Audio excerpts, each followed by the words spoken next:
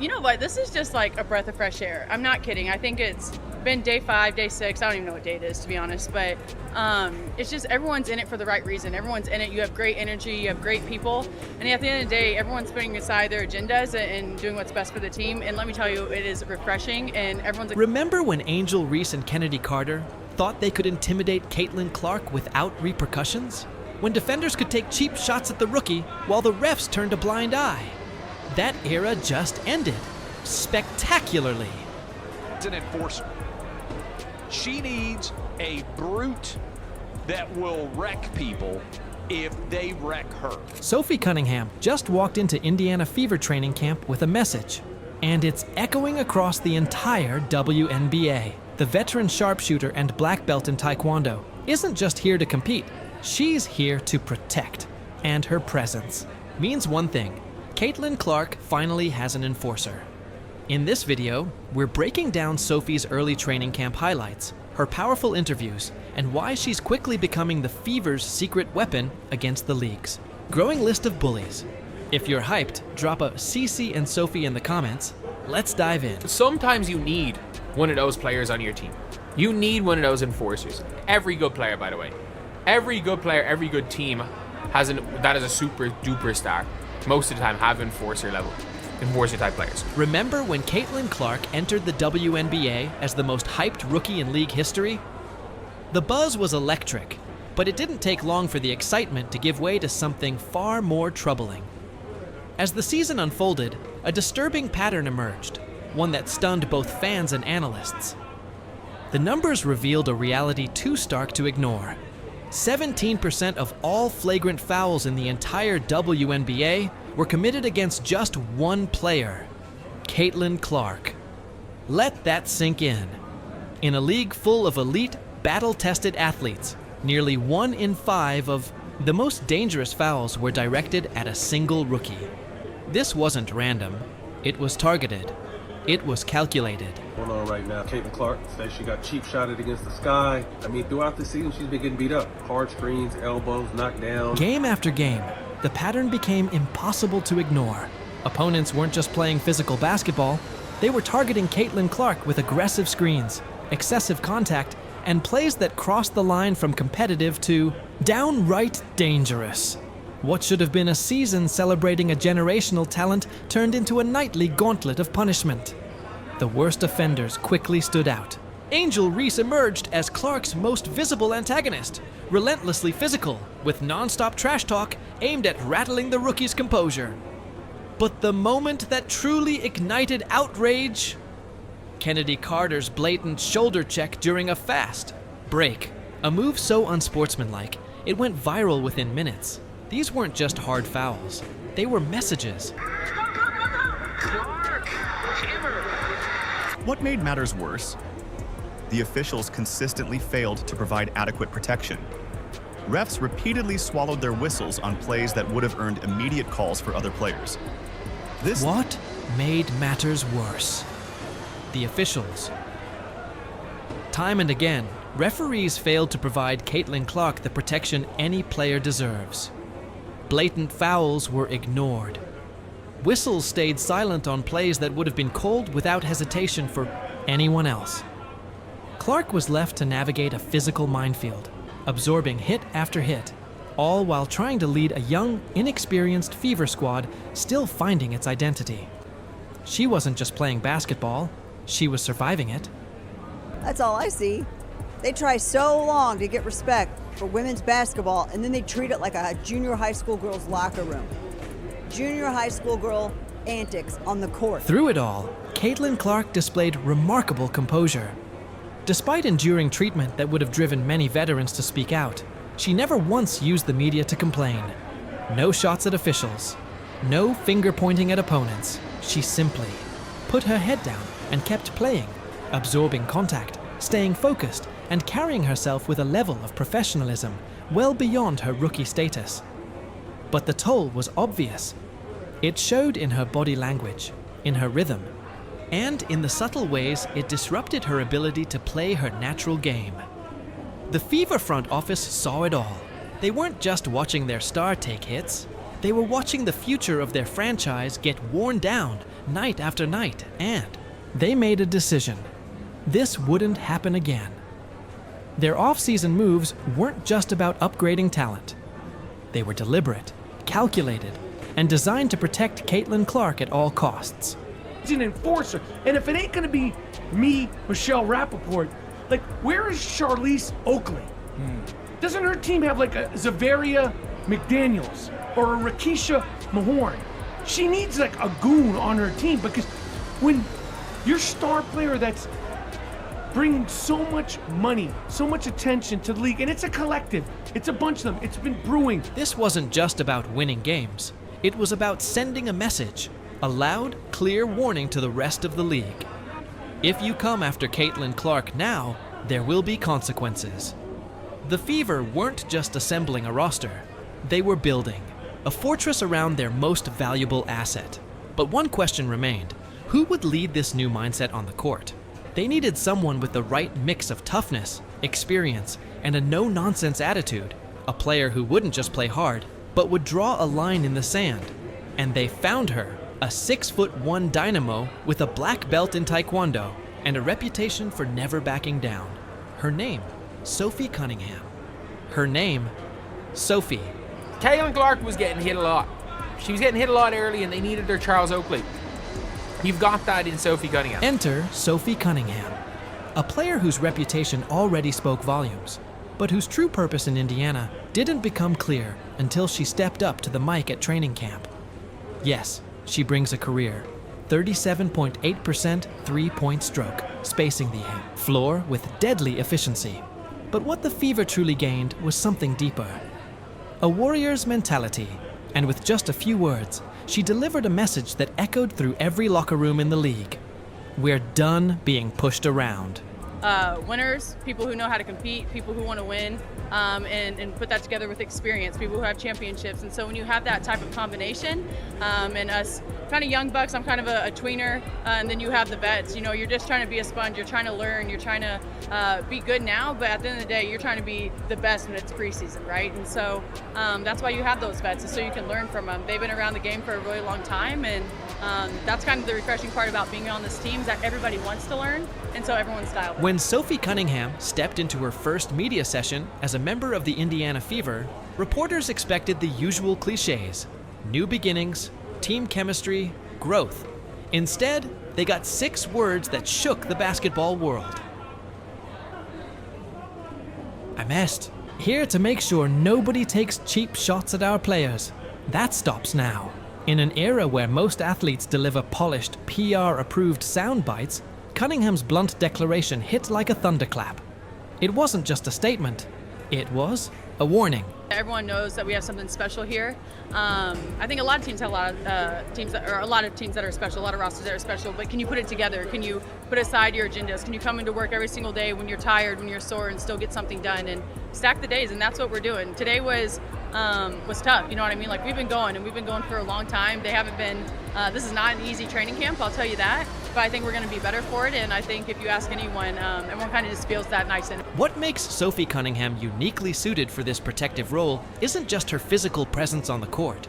Her background, a foundation of discipline and raw physical prowess, perfectly aligns with her playing style. Throughout her WNBA career, Cunningham has cultivated a reputation as a player who never backs down from confrontation. It's this fierce, unyielding mentality that makes her the perfect shield for a Fever team, determined to establish clear boundaries and protect their most valuable player. I'm on year 7, and I did not believe people when they're like, hey, when you get old, you're gonna know. Boy, I think I'm starting to get old, and I hate saying that. But no, it's just, we play fast, right? We're gonna be quick, we're a run and gun, we're a shooting team. But with that, you got to get your cardio. With that, you have to play fast but play smart. And so there's a fine line between that, and we're all trying to get that. There's a lot of people here, a lot of different rotations, a lot of people that you haven't played with before. So you have to know where they want the ball, when they want it, their rhythm, their style of play. And so a lot of people are learning, but it's fun, right? Everyone's excited to be here. Everyone's working hard. We've had 3 really, really good days. Cunningham's commitment goes far beyond just standing guard over Indiana's star rookie. During training camp interviews, she emphasized something even more vital: creating an environment where mutual support is second nature. It's important. That we know and love each other off the court, Cunningham explained, because that naturally translates to on-court chemistry and a willingness to fight for each other. This philosophy reveals a deeper layer of strategy. She's not just protecting Caitlin Clark. She's building a culture where every player feels secure, valued, and ready to fight for the team. What's that chemistry building process been like, especially off the court? Yeah. Since you guys are all now.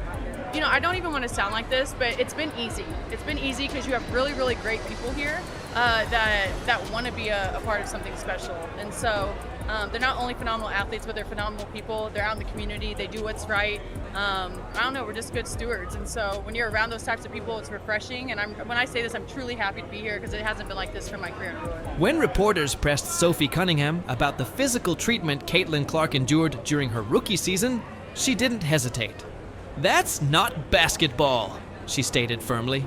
"That's not going to happen on my watch." Her directness left no room for interpretation. The days of using excessive physicality as a strategy against the Fever's franchise player, they were over. With the go to bar team, or the go to bar game, you're going to learn a lot. You know, you have to be ready for the ball, head on a swivel at all times. And the way that she throws the ball is a lot how DT threw it. I think this is just the younger version of her, so she has a little bit more energy, a little bit more spunk. I miss DT in her prime, but doesn't mean she wasn't great when I played with her. But honestly, at the end of the day, everybody can shoot, right? If you're cutting and you're open, you're going to get the ball. And so you just have to be ready for that. And I'm excited for that. And I think you'll see 1 through 5 is interchangeable. Cunningham's experience playing alongside legends like Diana Taurasi and Brittany Griner has given her a unique perspective on handling the spotlight. "I understand what it's like to have every move scrutinized," she reflected during camp, explaining how she tunes out external noise to protect her mental space and the team's. This veteran wisdom is proving invaluable for a Fever squad facing unprecedented attention and expectations.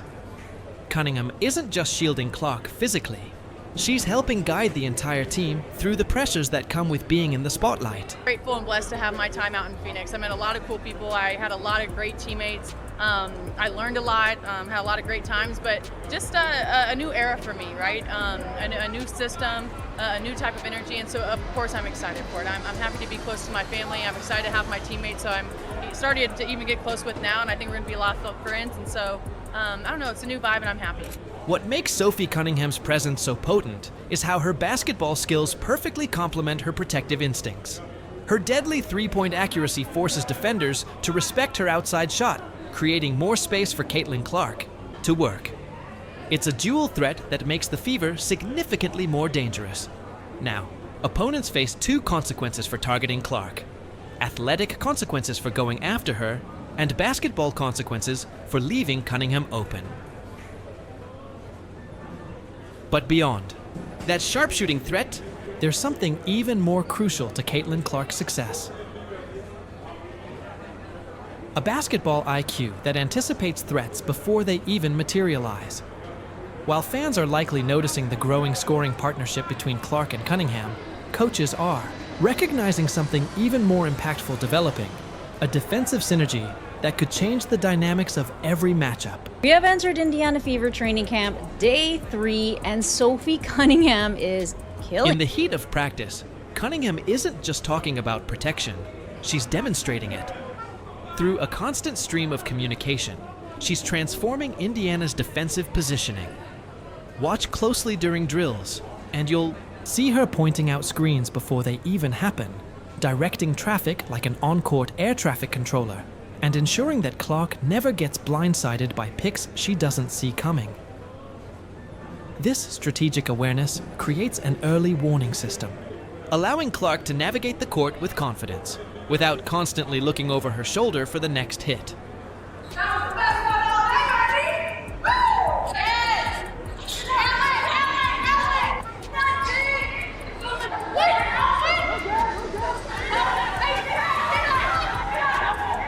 The practice footage tells a compelling story.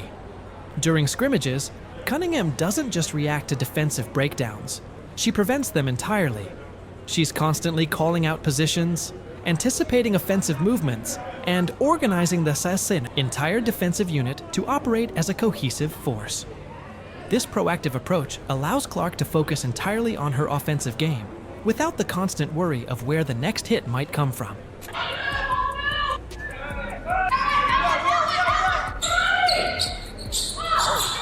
What makes this partnership particularly special is how it extends beyond the court. Between drills, Clark and Cunningham are often huddled together, engaged in animated conversations about strategy and team dynamics. This rapid development of off-court chemistry has created a foundation of trust. A trust that directly translates to game situations.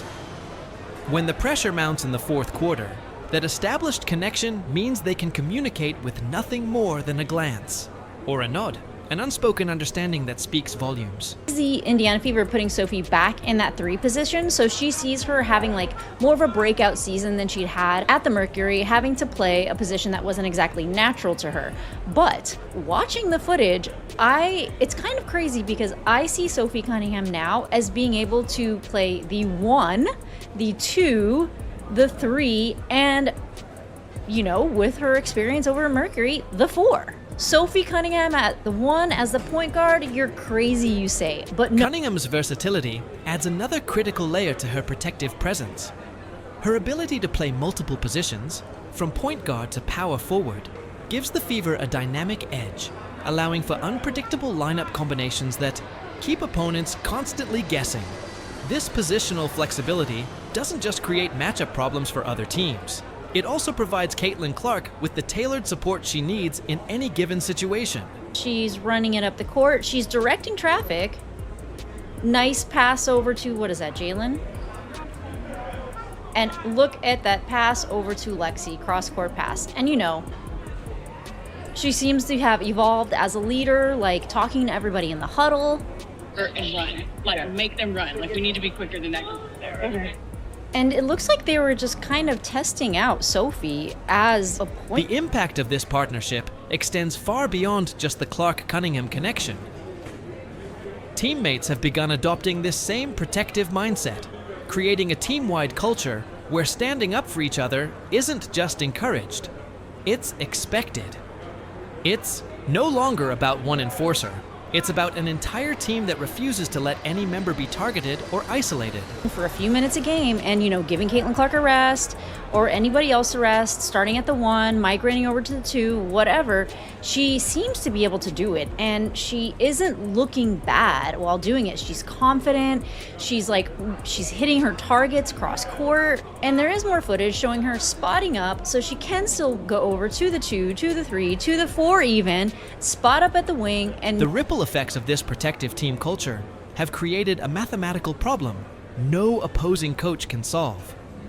When you build a defensive wall around the most electric offensive talent in a generation, what exactly are opponents supposed to do? The Fever aren't just building for the future, they're coming for everything right now. Indiana's front office has orchestrated a masterclass in team construction, one that extends far beyond creating a security detail for their star. They've assembled a championship caliber squad virtually overnight. And then there's Natasha Howard. She doesn't just bring intimidation to the court. She carries 3 championship rings and a Xiaowei Defensive Player of the Year trophy with her. Her arrival doesn't just bolster Indiana's defense. It instantly transforms their defensive identity, setting a new standard and providing a championship blueprint that younger players can follow. It's going to be Caitlin Clark flash show. So it's going to be phenomenal playing with a point guard, like you said, that have a good vision on the court, because that's like as soon as she gets the ball in her hand, she's throwing it up because she already see the person down the court before she even get the ball in her hand. So that's one thing I love about her vision on the court. I really can't wait to catch all those passes and give her all the assists. The genius of this roster construction becomes clear when you see how each piece complements the others. Brianna Turner, with back-to-back all-defensive first-team selections, creates what teammates are already calling a no-fly zone in the paint. Chapter 3. Quiet intensity perfectly balances Cunningham's vocal leadership, giving opponents nowhere to hide on either end of the court. Talk about you on the court. Like, what sort of attributes do you think you're going to bring, and where will you add to the Fever from last year to this year? Yeah, I think I'm really just like a calming presence. I feel like I never get too high or get too low. People are like, why don't you smile more? Why don't you get excited? I'm like, I'm just chilling, I'm vibing. Like, I feel like I'm really an observer, but I am really competitive as well. I like to run the floor, like to play defense, like to win, and I think the Fever was a place to be if I wanted to win. Bonner's addition might be the most underrated move of all. Her basketball IQ and leadership provide a stabilizing presence both on and off the court. In practice sessions, you can already see her mentoring younger players, reading defenses, and making the kind of veteran decisions that transform good teams into great ones. Most about this team that you're going to be joining? I mean, they have dynamic pieces in CC and Kelsey Mitchell and AB, Lexi Hall. I mean, they have a great core, so why not just add to that and try to you know, take us to the next level in the playoffs. They were in first round, and I played against them in the first round, and the way they came back the second game, it just makes you excited to, you know, okay, I want to be a part of that. They didn't lay down and quit. They came back and actually try to beat us early, you know, that. What's shocking observers around the league isn't just the individual talent, it's how quickly this group has melded together. Early training camp reports describe an offense already flowing with remarkable efficiency. Caitlin Clark is finding shooters with pinpoint passes, the ball movement is crisp, and there's a palpable energy that usually takes months to develop, not weeks. Everyone is in it for the right reason, Cunningham revealed in a recent interview. We have great energy, great people. This chemistry is creating an impossible equation for opposing coaches. Focus too much attention on Clark and Howard, Cunningham or Bonner will make you pay. And let's not forget, this team still has Aaliyah Boston, Kelsey Mitchell, and Lexi. Hull, play the team honestly, and Clark can still dismantle you. There's no longer a viable defensive strategy against this roster. Says the Fever depth without training camp rookie contracts. At the 1, Caitlin, Sophie, Sid, Kelsey. At the 2, Kelsey, Lexi, Sophie, Caitlin. At the 3, DB, Lexi, Sophie. At the 4, Flash, Bree, Dantas, DB, Sophie. And at the 5, AB, Dantas, Bree, and Flash. Don't see Sophie at the... The Fever have compressed what should be a multi-year rebuilding project into a single off-season. What makes this transformation so remarkable is that they're positioned to compete for a playoff spot immediately, while simultaneously building toward a dynasty. Howard captured this dual timeline perfectly when she stated, "I'm excited to return to Indiana and bring my experience and toughness to the team, the highest level." When the 2025 season tips off, the Indiana Fever won't just look different. They'll be unrecognizable from the struggling expansion team of years past. Veterans like Howard, Cunningham, Turner, and Bonner aren't just adding no skills. They're creating a culture where physical, tough play isn't just tolerated, it's demanded. The message to the league is clear. This team demands greatness. They are having fun. Case in point, Sophie and Caitlin are two friends that need to be separated in class for talking too much.